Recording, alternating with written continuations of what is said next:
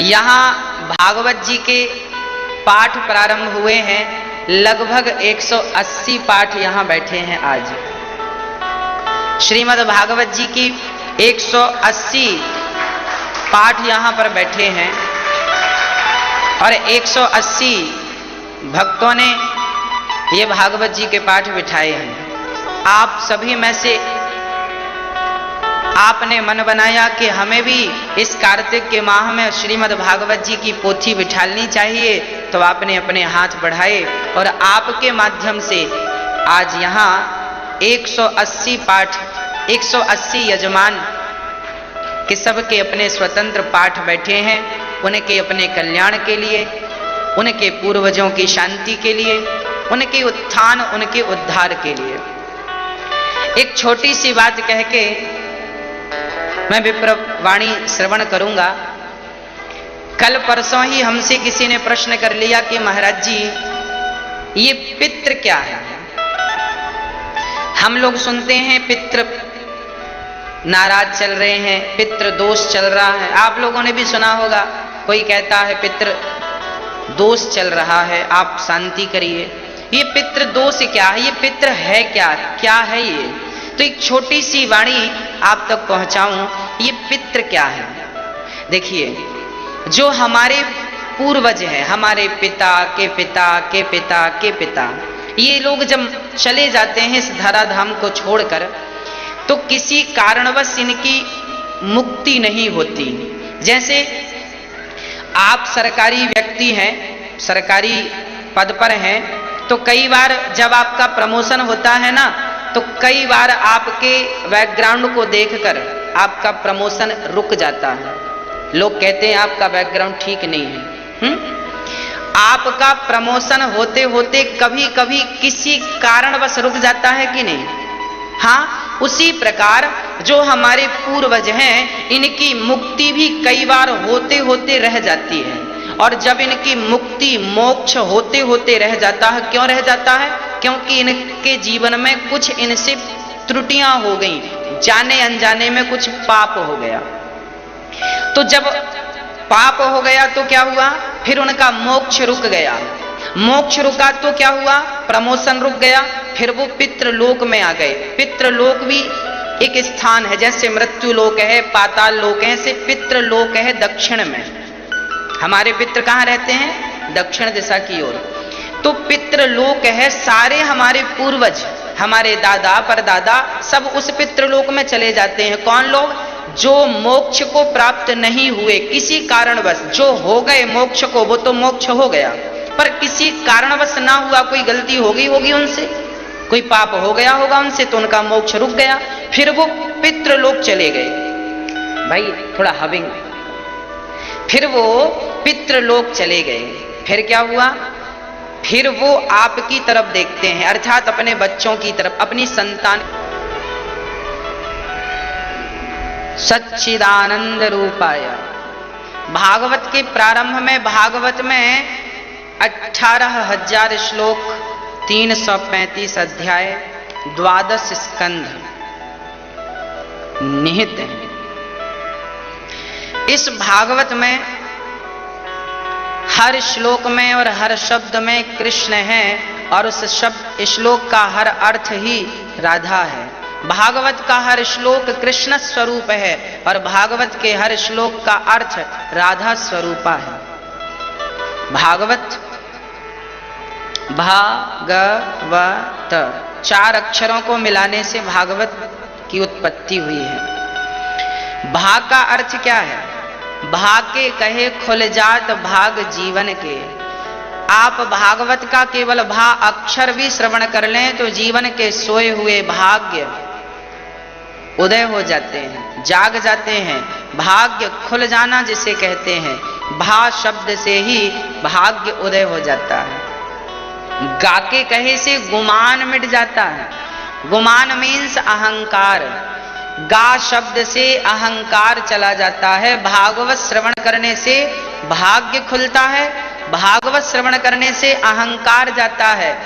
मैं विश्वास से कहता हूं मेरी माँ, हजारों लोग हमें मिल चुके हैं और बहुत सारे लोगों के फोन आ चुके हैं केवल ये बताने के लिए कि भागवत सुनने के बाद सचमुच हमारा जीवन बदल गया, अहंकार शून्य हो गए हम। पहले अहंकार था पर भागवत के बाद तो चला गया। अच्छा, भागवत सुनने के बाद भी अहंकार रह गया, इसका अर्थ है कि अभी आपने ठीक ठीक से भागवत सुनी नहीं। भागवत सुन लेंगे तो अहंकार नहीं बचेगा। अंधकार है इसका मतलब दिया जला नहीं है।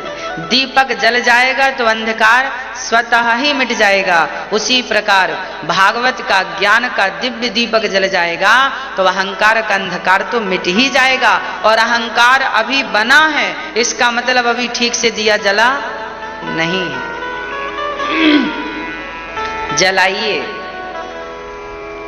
भगवान भागवा, भाग के कहे खुल जात भाग जीवन के, गा के कहे से गुमान मिट जाता है और वाक के कहे से बल और बुद्धि बढ़ जाते हैं। वा शब्द ही अर्थात भागवत बल और बुद्धि बढ़ाती है। अच्छा, भागवत सुनने से बल कैसे बढ़ेगा ये आप कंफ्यूज हो सकते हैं। बल का मतलब ये नहीं कि आप बहुत ताकतवर, बल का अर्थ है पॉजिटिव। आप जो है आपके जीवन की सारी नेगेटिविटी समाप्त हो जाती है और आप एक सकारात्मक ऊर्जा से, सकारात्मक विचारों से आप भर जाते हैं। हाँ, तो यही बल है। अच्छा, बल किसका होता है? सबसे बड़ा बल क्या है? सबसे बड़ा बल क्या है? आपकी सकारात्मकता ही आपका सबसे बड़ा बल है। आप अकेले हैं और अकेले जंगल में एक शेर ने आवाज लगाई, अर्थात वो आपकी तरफ बढ़ा, तो आप क्या करेंगे? वहां आपका सहयोगी कौन है? ना पड़ोसी है, ना आपके पास अस्त्र शस्त्र भी नहीं है। परंतु यदि आप सकारात्मक हैं, आपके सोचने और समझने की क्षमता अधिक है, तो कहते हैं ना, ज्ञानी मूर्ख, ज्ञानी मारे ज्ञान से तो अंग अंग भिद जाए और मूर्ख मारे लाठी से। मूर्ख तो केवल लाठी से वार करता है, जबकि ज्ञानी बिना लाठी छुए लाठी वालों को भी पछाड़ देता है। यहां से वार करता है ना। कितने हमारे यहां आप देख लीजिए, बीरबल की चतुराई पढ़ लीजिए। बीरबल की चतुराई कौन नहीं जानता?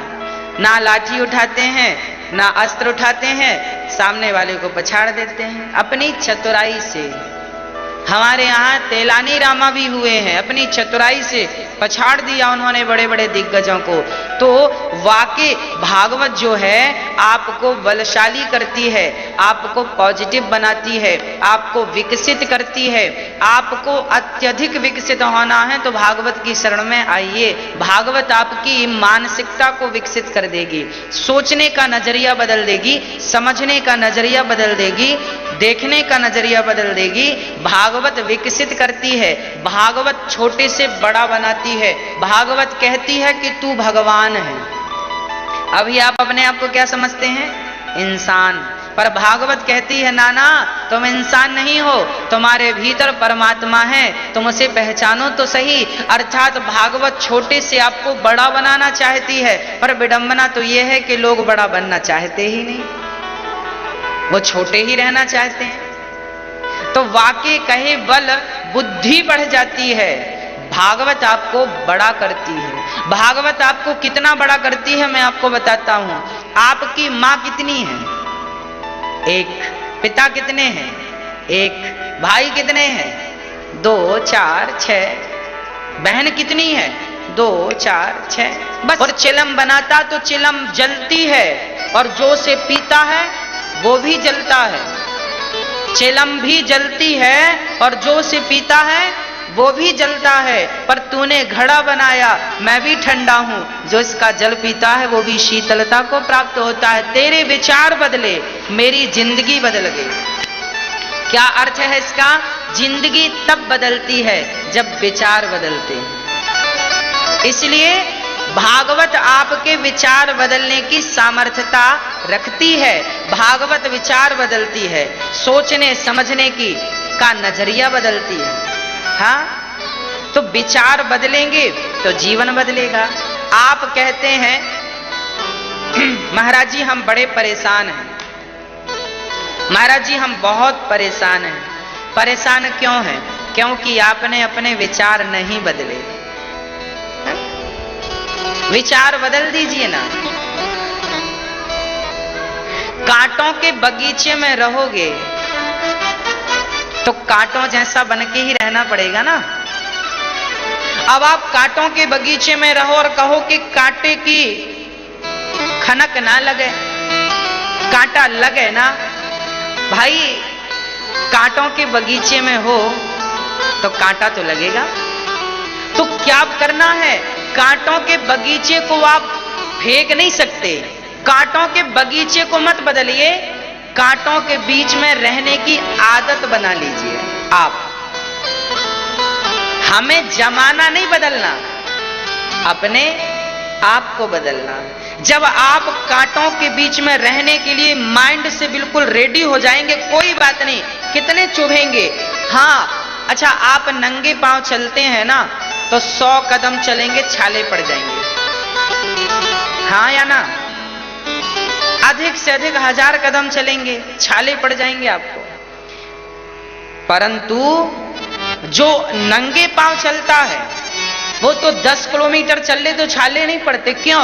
क्योंकि उसकी आदत हो गई है नंगे पांव चलने की। बस कांटों में रहने की आदत बना ली। आप कहते हैं ना गुरुजी हम बहुत परेशान हैं, बहुत परेशान। भाई जिन परेशानियों से आप परेशान हैं उन परेशानियों में रहने की आदत बना लीजिए, सारी परेशानियां समाप्त हो जाएंगी। अभी आपकी आदत नहीं है इसलिए वो परेशानी लग रही है।